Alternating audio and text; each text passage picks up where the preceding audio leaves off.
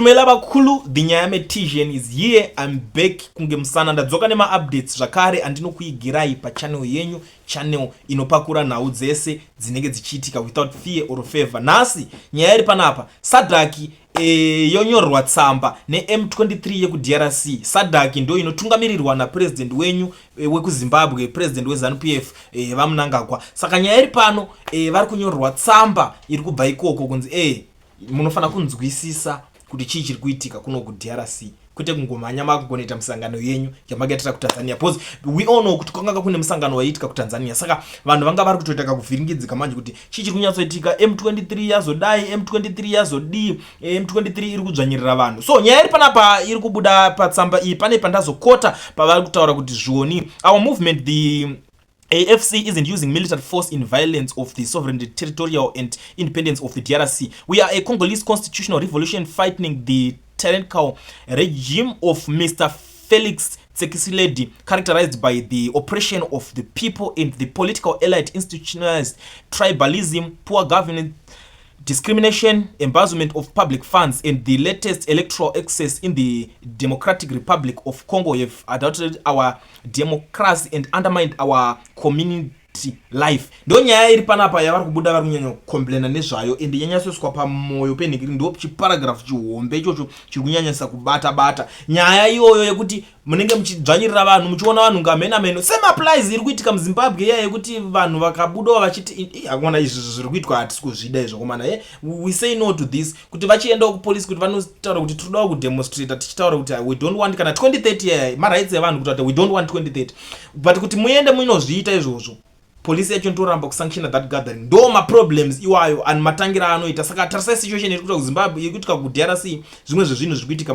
muZimbabwe muna Sadaki Chairman kwacho ikoko. Saka tsamba yabva yangoita se yangopfura neku Sadaki ikoko. I'm sure itori mumaharire tsamba iyi. Ndo nyaya iri panapa yetsamba iripo. Zvese zvekudzvanyirira kune kuchikwa vanhu, tarisa result ku DRC ndo lesson yekudzidza, because vanhu vanopezera vasindimara, vanhu vanopezera vakomba vasingachatozvinzwisise kuti chingava chii chekuti tingandingina, because mupezera pasina solution. Toda titito chakati munomhanyiswa, toda titito chakati munorambidzwa pa social media pacho mutonza anzi makutoisirwa kamwe kamutemo.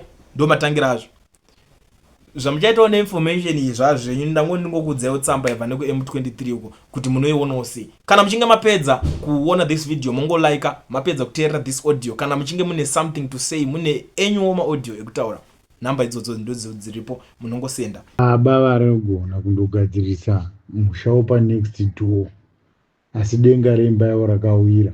Asi vanogona kuti vanogadzirisa denga repa next door, but denga repamba pavo rakawira. Vana vari kunaiwa nemvura, vana vari kurumwa nemosquito, havana chikafu, havana chokupfeka. Asi unoda kundogadzirira vana vepa next door kuti zvinhu zvinge zvakavanakira. Hongu hazvina kuipa, kuchigadzira kandi pamba penyu kubatsirana kandokuripo.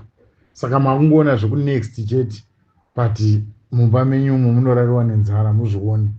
Izvino munoti kwa muri redu gamuchira vanobva kuna na UK kupi, munovapei muri dzavo motisapoti nei vana chirumanzu ngokudza mazisoro hapana kana zvirimo, vana chivhayo zidubu ndorinongovapo chete njera dzimo musoro kana uchishandiswa zvinhu zvakadaro. Ivo zvisiri madzibaba zviro huru musatanism, because ukaona ungojoina ZANU-PF hauna kusiyana nesatanism. Izvi ndo chokwadi chaicho, because ZANU-PF inoteura ropa rakawanda. Zvamunongona zvinoitwa Mary Mubaiwa zvezvezve mabasa eZANU-PF. Kana iwe chiwenga paari aida kuzoteerwa nevanhu, iwe uchigona kutrita munhu wawaivata naye, uchikurwa bhurugwa rake uchivata naye, uchimutrita matritira uko, kuzoti iwe isuwo zvedu kutobhoiriswa katiri wapenyu kuiswa mudhiramu remvura inobhoira. Hamunambosiyana neuyoyo aripo makafanana. Iye zvinhu zvaakukuremera kawakuonaka kuti akukukanda uko neuko, asi ndo kamudzora munyika. Maovetereni munonyadzisa. Iye zvimakutengwa izvi zvimota zvakuya zvine zvimari, makutotanga kundori bububu maoko kumakore manganiko. Zvakatoramba zvakaramba. Katimbotiraya new government munoti hamugoni kurarama zvakanaka here. Hei, Chamisa watora nyika unoenda nenyika, unoenda naye kupi? Iye ari mwana wemuzimbabwe. Anoda tosunungura ini neiwe kuti upenyu hwedu huchinje, tive vanhu tigone kugarika mulife, life yedu ichinje. Saka unoda kuti munhu adi akubatsirei sei, musunungurwa sei? Vanhu vekwagutu, vanhu vekwagutu, vanhu vekwagutu, hamunyari kuisirwa mutungamiri mumusha kudai kuti mutungamiri wenyu, asi unoona makazara mazitisheti eZANU-PF kuti mako ndo ingadai izvozvizvi ichingori netisheti yeChamisa chete. Chinjai maitiro enyu. Unoona vaiseka vanhu vokubhinga, but vanhu vaya vakangwara vaya vakatanga kusapota opposition kudhara vanhu vokubhinga, ende ndomira navo. Manakiti atono total ndokwakadhakwa ikoko, tichiva nekwachivi uku, chivi kubva pana namhanda mabwa kudzira nayo tichienda kuzvishavane uku.